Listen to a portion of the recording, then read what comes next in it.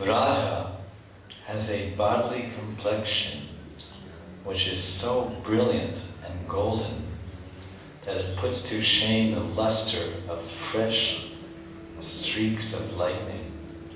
She is a Kishori, a newly blossomed young village girl. Now, my dear mind, I want you to focus your attention on that radiance which is emanating from the blue cloth covering Radhika's head, Chunari.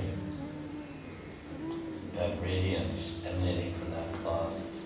Concentrate and meditate on Radhika's attractively sweet, gentle smile. Next, visualize Radha's fine, naturally wavy hair, tied up in a beautiful braid hanging down her back, the beni. Picture Radharani's intricately decorated crown resting upon her head. Envision Vrishabhanu Nandini's dazzling forehead ornament, which is shaped like a golden leaf. Dwell upon the small curls of hair bordering Radhika's face. Imagine the exquisite tilak design on her forehead. Fix your attention on Radhika's curving, expressive eyebrows. Ponder the gleam of Radha's eyes, which are outlined with dark black kajal. Remember Radhika's ears, beautified with the most charming earrings. Remember Radhika's extraordinary ear ornament that wraps around the back of her ear. Remember the two makaris, which are female makaras, something like dolphins, painted on Radhika's smooth cheeks.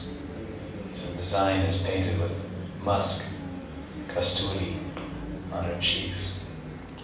Remember Radhika's nose, which is decorated with a pearl ornament hanging in the front and resting on her upper lip, in the center of her nose. Remember Radhika's saffron reddish lips and the bright luster of her perfectly formed teeth. Remember Radhika's graceful chin, painted with a black dot of musk. Remember her neck, which is marked with 3 lines. And remember Kishori's many jeweled necklaces hanging down in successive loops. Remember Radhika's gently sloping shoulders. Remember Radhika's arms embellished with different kinds of armlets. Remember Radha's soft elbows, gem-studded bracelets, lotus hands, pinkish palms marked with auspicious symbols and fortune lines. Remember Radharani's soft fingers, decorated with jeweled rings, bearing her own holy name. She wears one ring on her finger that says Radha. Remember her hands, graced by the splendorous beauty of her fingernails. Remember Radhika's breasts, covered by her pinkish, jeweled, embroidered bodice. Remember her favorite locket, which bears a painting of Kṛṣṇa. So Radharani also has a locket hanging on her chest with a small miniature painting of Kṛṣṇa done by her Sakhi, Chitra Sakhi. Remember the fine, lovely hair on her banyan leaf-shaped belly. Remember Radha's lotus navel and slim waist endowed with 3 folds of skin. Remember Radha's multi-hued blue silk sari, which crosses diagonally over her lower cloth. Remember Radha's 2 thighs, 2 knees, 2 calves, and 2 ankles. Now dwell upon Radha's ankle bells, which sound like the gentle warbling of swans gliding in a lake. Contemplate Radha's toe rings, which are the birthplace of astonishingly beautiful sounds as she walks along the footpaths of Vrindavan. Visualize Radha's toes and toenails. Oh, listen to me now, my dear mind. Please meditate upon the marks on the sole of Srimati Radhika's left foot. Remember the barley corn at the base of her left big toe, the chakra below that, the umbrella below that, and the bangle below that. Remember the slightly curving upward line which extends from the middle of Radha's left sole to the joint between her big toe and second toe. Remember the 8-petaled lotus flower situated below her middle toes. Remember the flag below the lotus and the creeper below the flower. Remember the elephant goad below Radha's small left toe. Remember the half moon situated on her heel. Situated on the heel of Radha's right foot is a fish. Think about the mountain below her middle toes. Remember the chariot. In the middle of her foot there's a chariot like a rath.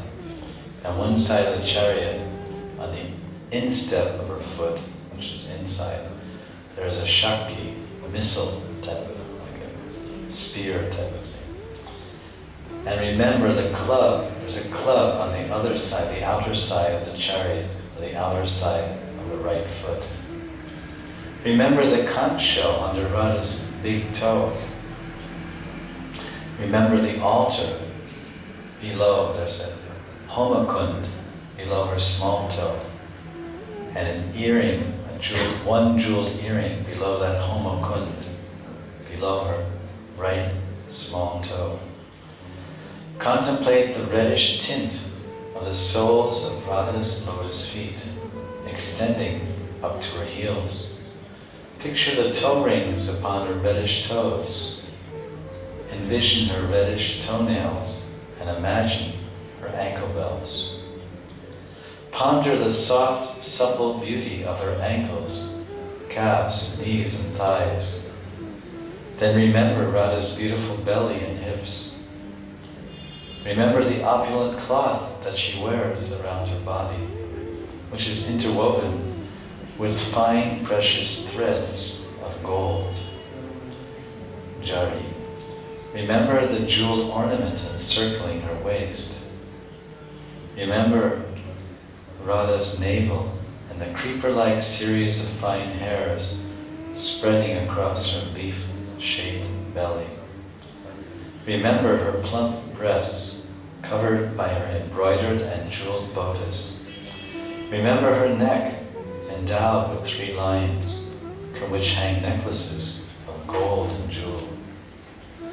Remember Radha's softly sloping shoulders and arms decorated with armlets.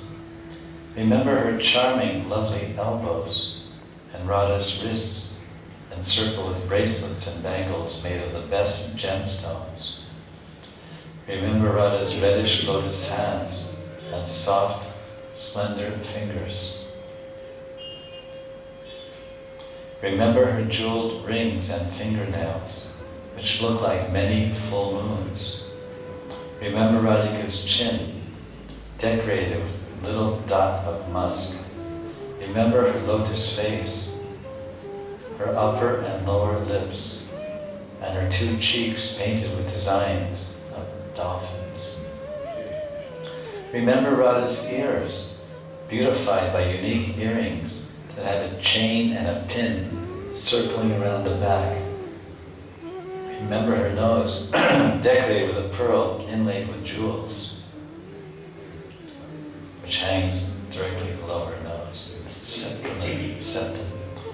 Remember Radha's wide lotus eyes, outlined with lovely, deep black kajal. Remember her long, broadly curved eyebrows, and her forehead, which is decorated with precise tilak, and a golden, leaf-shaped forehead ornament. Remember Radha's charming, wavy hair, swinging to and fro. Visualize the red vermilion in Kishori's hair part. Picture her crown, which is made of variegated gemstones. Contemplate Radhika's astonishing braid with interwoven clusters of exotic flowers. Her braid, the three parts of her hair braid, look like the Triveni, Ganga, Jamuna, and Saraswati. Fix your attention on the brilliant golden border of cloth around covering the forward section of Radha's hair. Now finally, my dear mind, just meditate deeply with the fullest concentration on Srimati Radharani's attractively sweet, gentle smile. These verses describe Radha Madhav's Rupa Chintamani, the transcendental desire-fulfilling touchstone of meditation on their beautiful divine forms. That intelligent, steady, and determined person who reads this composition 2, 3, or 4 times and firmly applying and absorbing his mind in it will attain the direct darshan of Radha and Kṛṣṇa without any delay whatsoever. Radha Kṛṣṇa darshan ki. So this concludes our meditation. This is the Fal Shruti at the end of this short work, Rupa Chintamani, by Srila Vishnu Chakravarti Thakur. He's saying that someone reads this, an intelligent, steady, and determined person who reads this book, or reads this entry here from the book, which I've included the entirety of it, 2 times, 3 times, or 4 times, firmly applying and absorbing his mind in it, then he will attain direct darshan, sakshat darshan. So, when some devotees engage in this practice of chanting and meditating, they find that they can chant, they can concentrate on the description, they can concentrate on the description of Krishna's beautiful form and Radha's beautiful form. But when they meditate, inwardly meditate and concentrate, they find that their attention to the holy name goes down. Even they're not even chanting properly or listening to some mantras. So what to do about this? So the idea is when we're chanting the holy name, if our mind is fixed on that holy name and chanting nicely, then we keep going. If the mind starts to wander, then we can meditate on this, even if our chanting may be not so attentive. And once our mind, by this meditation on Radha Krishna's forms, maybe concentrating more there and our japa is going, but not so perfectly, then this meditation will pacify the mind and will direct the mind and fix the mind on Krishna. Because you go from Nam to Rupa, Rupa to Nam. You go Nam, Rupa, Gun, Lila, or you go Lila, Guna, Rupa, Nam. You can go either way. You can go this way. You enter the Lila, then you chant the name, you enter the Nam, you enter the Lila. So then, you meditate on the name, now your mind is peaceful, now you maybe even stop, you can completely stop the meditation. If you're not able to balance the two, and then fix on the name. But now your mind is pacified, you've accomplished what you wanted. There's a level of Shivanam, then the name itself appears as Kṛṣṇa, pure name, without extraneous effort. As Prabhupada said, we will see Kṛṣṇa dancing on our tongue. That means darshan. Or sporti, like this. So then, once the mind comes calmed down and peaceful by this meditation, then you can just fix your mind on Hare Krishna mantra, chanting Maha mantra. Because you accomplished what you wanted to do. Your mind is fixed now, it's peaceful. Now absorb yourself in hearing. But then again, then try chanting louder, try chanting more loudly, that's also recommended. And some people, they try every trick in the book, and it doesn't work. So I've introduced a lot of new tricks in this book. The general advice that was given previous to this was if your mind is jumping or disturbed, chant louder, chant with other chanters, with more advanced devotees, or chant with those that are steady in chanting. This is recommended in Harinam Chintamani by Bhaktivinoda Thakur. Chant with those that have nishta in chanting. You sit with them and chant, and you'll get some nishta, some steadiness, some encouragement, some strength, determination. Stand up, walk, somehow stay awake and concentrate. But ultimately, most of the time we chant by ourselves, especially grihastas. They don't have the fortune to chant in association with advanced devotees. And moreover, they may find that when many people are chanting together, they can't concentrate. Chanting is generally done in a solitary way. This chanting with an advanced devotee, as Bhaktivinoda Thakur presents, to chant with a very steady person in chanting, that's a recommendation when you can't be steady by yourself. The Mosik japa is a solitary performance, it's a japa meditation. So the utmost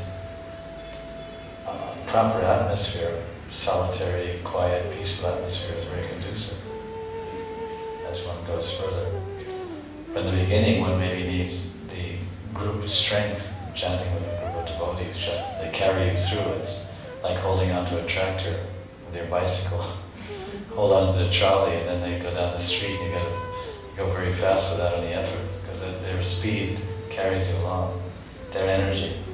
So the energy of senior chanters can carry the neophyte along also. That's also helpful. So this is a technique to bring us back to a pacified mind. So if you meditate on Krishna's form and you find your mind is, then you just say, okay, thank you, Krishna.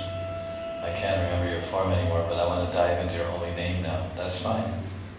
That's the idea. What are the benefits of chanting Hare Krishna? Isn't it the same if you focus on Krishna or his holy name? Because both are non-different from each other. So even if you are focusing on Krishna's form, and then you go back to his holy name or you go to his form. Yeah, it's transcendental, that's what I said. It's purifying and pacifying the mind. Just meditating on his form. Transcendental. It's purifying. Of course, in terms of which limb of devotion is the most purifying and most powerful to attach us to Krishna. Chaitanya Mahaprabhu himself says, and Chaitanya Charitamrita and other acharyas also say the most powerful form of the 9 limbs, which smaran or meditation is one, is the chanting of Krishna's holy name. That is the Shrestha, Bhakti Anga Shrestha, that's the best of all the limbs. So if you forego chanting to concentrate on meditation, that's of course transcendental, that's bhakti, it's pleasing to the Lord, it's devotional service. It will attach one to the Lord, it will purify one, but it won't attach one as much as chanting Hare Krishna. It won't purify one as much as chanting Hare Krishna. So that's why that's recommended. Everything has its relative power. Purna, Purnatam, Purnatara. What I meant was, when you're chanting, when your mind goes to Krishna, when your mind is focusing on Krishna, so should a devotee feel like, oh, I'm not focusing on Krishna's holy name? What's the difference? Why are you chanting? Well, the point is, when we're chanting japa, that's a particular service that we're doing. Vibrating the holy name, Shravan Kirtan. We're vibrating the holy name so Kṛṣṇa can hear it, we can hear it. And we're chanting with our tongue and we're hearing with our ears. That's engaging with the senses. And we're also thinking in our minds. So this is more pleasing to Kṛṣṇa in one sense because we're offering more of our senses to Him. Our ears are being offered to Him. Our mouth and tongue are being offered to Him and our mind. And moreover, we're told by our Guru to chant a fixed number of rounds every day. Meditation can be a separate seva, separate practice. If one is not able to combine both effectively, to chant and to meditate on the form of the Lord or the pastimes, then one should opt for the required seva of chanting Sankyanam, which means our gurus tell us that we should chant the holy name very attentively and hear each syllable of the holy name and offer some prayer to the holy name. O Rani, O energetic Lord, please engage me in Krishna's service. This basic prayer can go on in our mind as we chant. But that's enough to hear and chant. And that, at least for the 2 or 3 hours one chants their 16 rounds, that should be the Shravan Kirtan. If you can't mix meditation to that, then stay fixed. And then if you want to do a separate service of Smarana or meditation, then that's another service. If you find when you perform meditation or Smarana that you can't chant properly. Advanced devotees, they chant. They continue to chant while they do Smarana, Leela Smarana, and they meditate on the Mantri Swarup. They enter the Leela, do service, so many things are going on. The holy name is also going on. But they're not really hearing the holy name, they're so deeply absorbed in the Leela. Yeah, they're hearing, and as this is true, as they get more and more absorbed in the Leela, then the holy name actually background and it disappears because they go into a type of trance, type of samadhi. Their fingers aren't, there's nothing moving anymore. Just like we go into a type of samadhi, fingers are moving and all of a sudden our fingers aren't moving and our arm is not up so we seem totally inert when we fall asleep sometimes while chanting. And our beats are there, wake up. So they're actually deeply meditating, they enter the Leela. They can be gone for days. Srinivasacharya, we saw that place, Jajigram, that place in the Bhajan, Srinivas. And they would sometimes go 2 days into Leela, not come out. Inconceivable type of absorption, Leela Pravesh. How do we get the ability to meditate on the form of the Lord and chant the holy name? Keep chanting, then when the name is pure, the form will automatically manifest, along with pastimes. But these different recommendations in the book, with different techniques and suggestions, these are the practice of advanced devotees. They meditate on the form, they chant the name. All these things come, the form comes, the qualities come, the pastimes. They come along with the holy name, the pure name brings these. So that's for the advanced devotee, and for the neophyte or the practicing beginning devotee or even intermediate, he's with the name, but form is not coming, qualities are not coming, pastimes are not coming. So these particular descriptions here are simply adjustments to improve the quality of our nam itself, the chanting of our nam.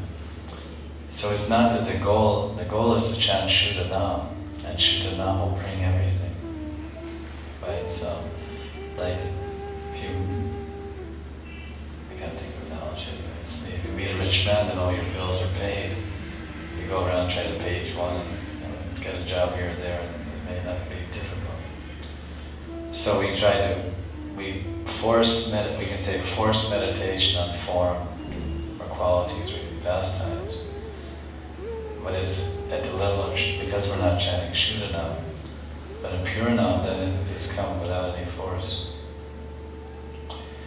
But acharyas do recommend we should practice. It's very good. It's like lifting weights.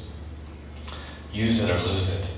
Like we have muscles, and if we don't walk, then they turn into fat. Like this, the walking exercising keeps the body in proper shape. So the same way, Prabhupada even said this, because one devotee said, Prabhupada, I have a difficulty memorizing verses. My mind is slow. And Prabhupada said, no, it comes by practice. The mind is like a muscle. If you use it, it becomes strong. Usually we're lazy. We have the muscles, but we don't use them.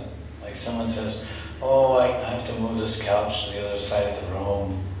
So why'd you do it? No, it's too much. No, you can do it. Oh, wait, oh really? Oh, I can do it. So we have abilities within ourselves to accomplish a lot of things, but our basic Kali Yuga, tamasic orientation, inertia, and ignorance, we tend to just say, I can't do it, or I don't want to do it. So this meditation practice, as Prabhupada told us in the beginning of this discussion, he said it's an abhyas. He said it goes by, it's a practice. How we become perfect by practicing.